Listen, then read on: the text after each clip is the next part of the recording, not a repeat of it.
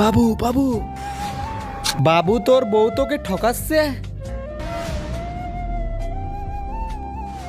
আচ্ছা দাঁড়া দাঁড়া দাঁড়া, আমি একটা কিছু করতেছি। আচ্ছা ঠিক আছে কোয়েল, আমি তাহলে আসছি। হ্যাঁ, তুমিও তোমার খেয়াল রাখবে। বাবা আমি আসছি।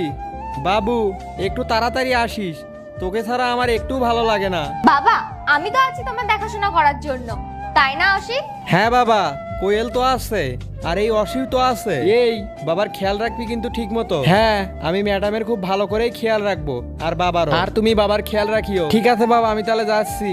ঠিক আছে কোয়েল, গেলাম। কি রে বুড়ো, তোর ছেলের জন্য খুব চিন্তা হচ্ছে তোর না? আমরা কি তোর ভালো করে খেয়াল রাখি না? বৌমা, তোমাকে আমি কোনোদিনও বৌমা ভাবিনি, তোমাকে আমি সব সময় আমার মেয়ের মতো ভাবি। আর তুমি আমার সাথে এইগুলো কিভাবে করতে পারো? একবার তোকে সিঁড়ি থেকে ধাক্কা মেরেছি, তাও তোর শিক্ষা হয়নি না বুড়ো? তুই যদি আবার বুবাইকে বলিস না, তাহলে তোকে আবার সিঁড়ি থেকে ধাক্কা মারবো না, সোজা উপরে পাঠিয়ে দেবো। এই বুড়ো, ও তোর কোনো বৌমা নয়। আমরা দুইজন দুইজনকে ভালোবাসি, আর আমি এখানের কোনো চাকর নই। নেক্সট পার্ট চাইলে কমেন্ট করো।